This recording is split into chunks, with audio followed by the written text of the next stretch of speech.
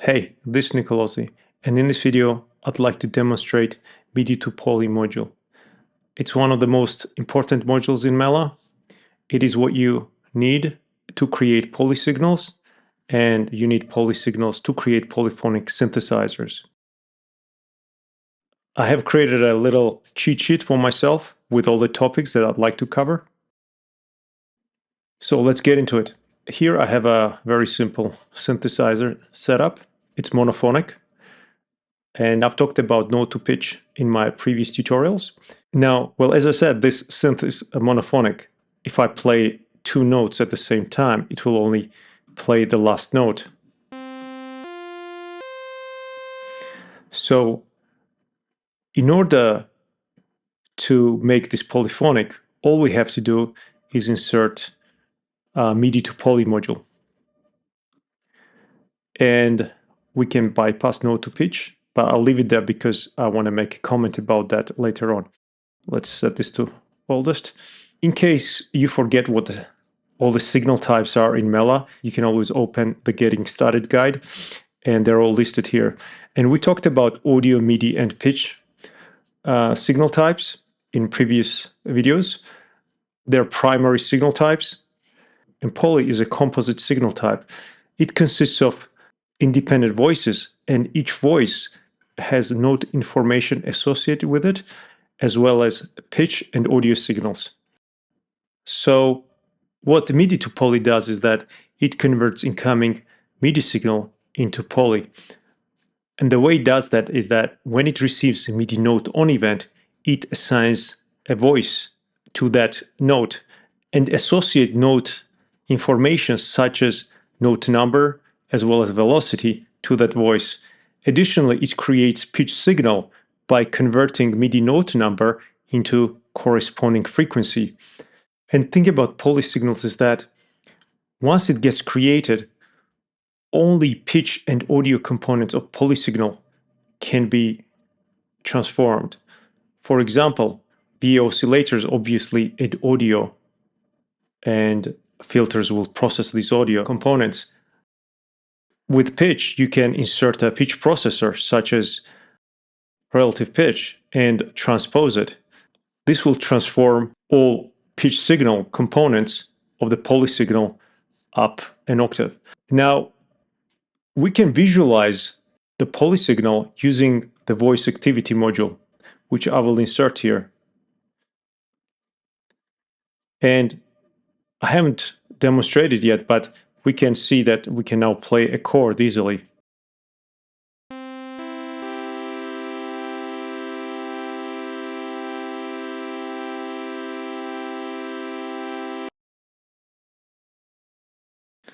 I'm going to silence it for a second so we can discuss what's going on. So right now a chord is held.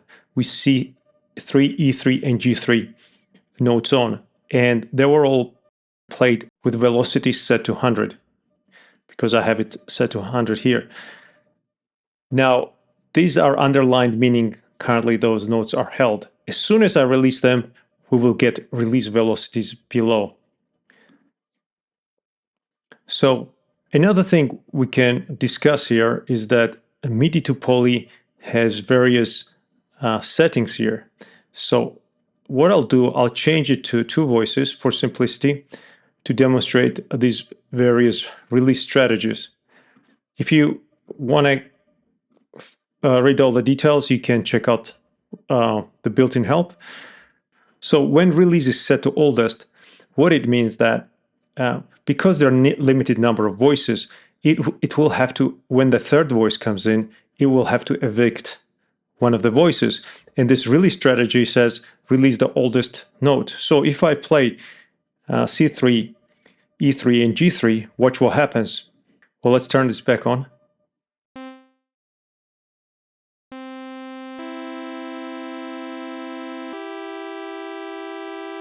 So as soon as I played G3, it replaced C3. So that's because C3 was the oldest note. I can play it in different order and see what happens. So I can play E3, C3, and G3, and now G3 replaced E3. You can change it to newest, And what this will do, this will always replace the last note. So if I play C3, if I play C3, E3, and then G3, G3 will replace E3. Okay, so one more thing, and you can, and this one replace the highest note, and this one replaces the lowest note when it runs out of voices. So there's another setting called reuse. And what this does is that if there's a voice that is already playing the same note as the new one, what it will do, it will reuse that voice rather than assigning new voice. And this is what you want to do by default. Now, I'll press C3 multiple times and you will see it will always use the same voice. In some cases, if you have like plucked string instrument, you may want to assign a new voice each time the same note is struck. And this is because you want to hear independent decays of each note, even though they're playing the same note. Okay, so let's try that. Let's increase amp envelope to simulate a string.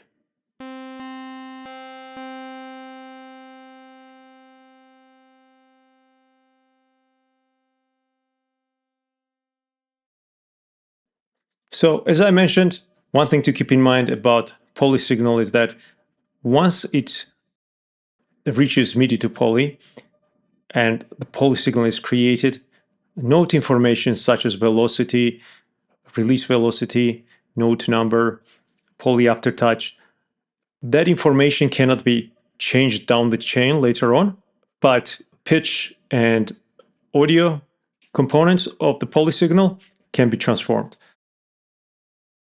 Okay, so one thing I want to mention, reason you may still want to use note to pitch here is that you may prefer to have an alternative tuning. What this does is that the tuning sets the frequency of the note A above middle C. When you set the frequency, it readjusts all the notes accordingly. And some musicians prefer to use alternative tuning. So for example, you can change it to 432. Some people like that number. And the sound changes as I adjust tuning.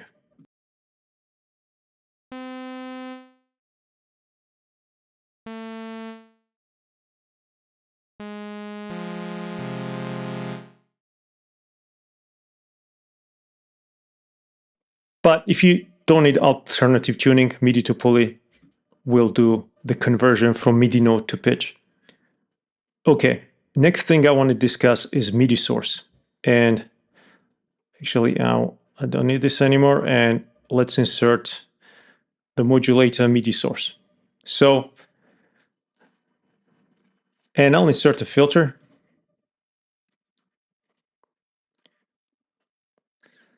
So what MIDI source does, it converts MIDI events into a modulation signal, and you can modulate any parameter. And you can change different types of MIDI messages it responds to. By default, it's set to velocity. So let's modulate cutoff frequency. Okay, so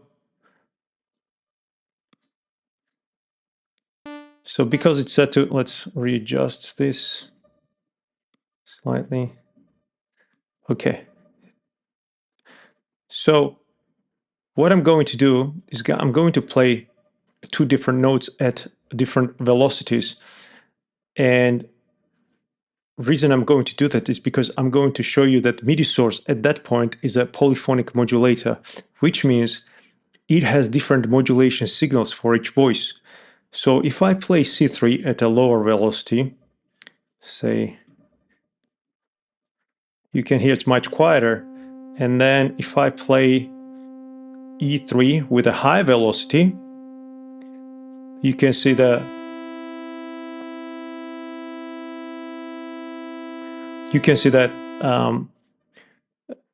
you can see the modulation is much larger for the for E3 note. So why is this important? MIDI source is polyphonic at this point, but it's not always polyphonic. It depends on where it's placed. So now if I place this before MIDI-to-Poly, what will happen is that if I do the same thing, it will readjust modulation of both notes to be the same value. So specifically, MIDI source here is a monophonic modulator, and it's modulating a filter which is processing the poly signal. And that means in this case, the cutoff frequency of both voices will be the same. So let's try that. So I'm going to do the same thing. I'm going to play C3 with low velocity. Actually, let's turn it back on to hear what it sounds like. Okay. Okay, so let's play C3 at low velocity.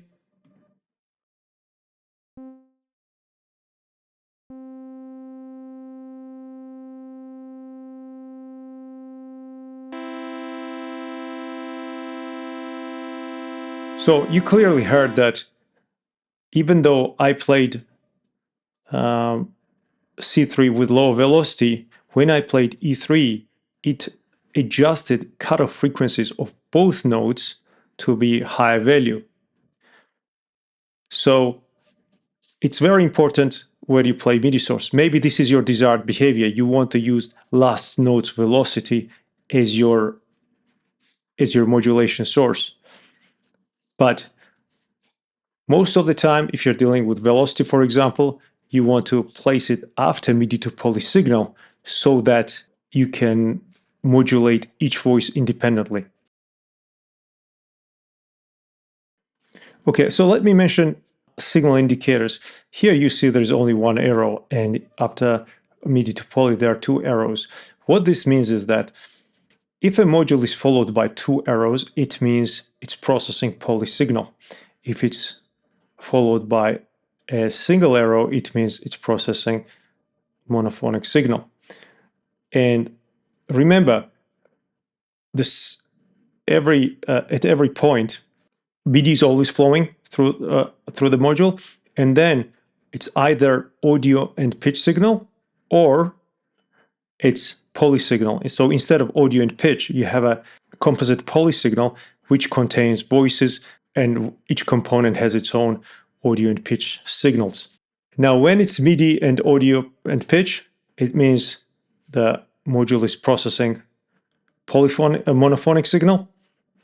And if it's if poly signal is going through, it means it's processing poly signal. So in this case, MIDI source, all these input sources can be either poly or monophonic, depending where MIDI source is played. And of course, all the CCs are always monophonic, even when the MIDI source module itself is processing polyphonic signal. So now I want to discuss poly to audio briefly. So thing about audio processors is that not all modules support poly signal processing. For example, if I insert chorus here, what it will do, it will automatically collapse signal to mono and then process it. Because you usually don't need to have independent chorus processing for each voice. But there are cases when you want to process it with the audio processor that supports polyphonic signal processing, but you still want to process it monophonically. You still want to collapse the audio first. So for example, if I insert Clipper, let's remove the chorus, you can see Clipper processes voices independently because we have two arrows here. And the same goes with volume. You may not want to have independent volume controls for each voice. If you have a polyphonic modulator, you probably want to have independent controls here. So you have MIDI sources here, and you want to control. So let's say set it like that. Maybe set it to 50%. And now let's bypass this. And now, okay, so I'll turn the audio back on. So if we turn down. So in this case, it's good that the velocity is controlling volume of each voice independently. And this is probably what you want. But here, Clipper, you want to apply to the sum of all voices. In that case, what you want to do, you want to insert another signal router module called poly-to-audio. And what this does is that it collapses poly signal to audio. You can see one arrow is coming out, and this volume control controls the sum. And now you can see that there's only one arrow coming out of Clipper, which means Clipper is now processing the audio signal. Okay, before I wrap up, there's one more thing I'd like to discuss, and that's voice alignment. And what I'm going to do is I'm going to remove all these modules as we don't need them, just to keep things clean. I can bypass VA filter. Actually, not keep the VA filter here. And I'll open voice activity. And what I'll do, I'll insert another lane here. And what you might want to do in some scenarios is have MIDI source on a different lane. You may not want to have it on a same lane. So what I'll do, I'll insert the MIDI source here, and then I'll insert. Oh, actually, let's try doing it differently. I'll put the MIDI source back here for a second. And what I'll do is I'll duplicate this. And what I want to show you is that at the moment, both lanes have the same input. Same MIDI input reach these MIDI-to-Poly modules. And what will happen is that you can watch the voice activity modules and you'll see they will show exact same poly signal information.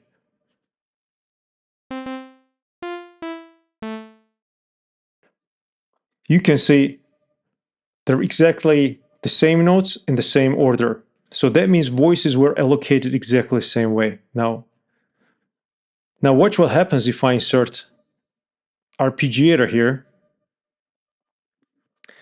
just to make sure that these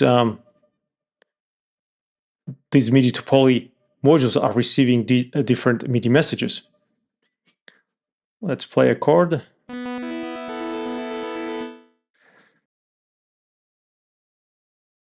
Okay, we got lucky, and there was a perfect alignment of the voices were allocated in exactly the same way at the end.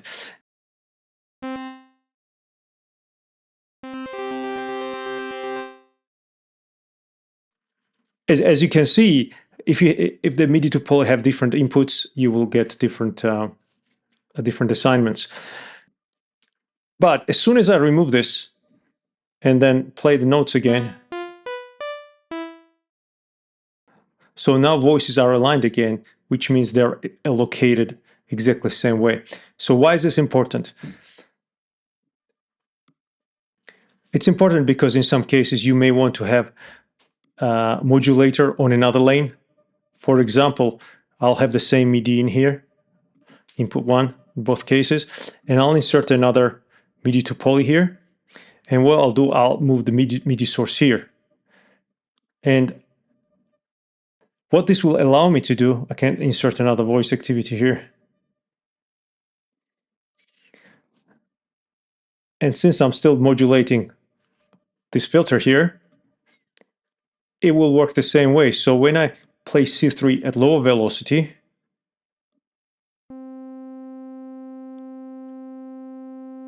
and then I'll play E3 at high velocity,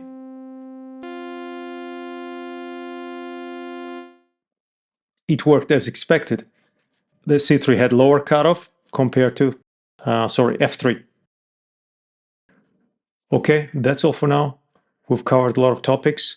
We explained how MIDI signal is converted to poly, how poly is collapsed to audio. We've covered how you can use voice activity to see how MIDI-to-Poly module manages voices.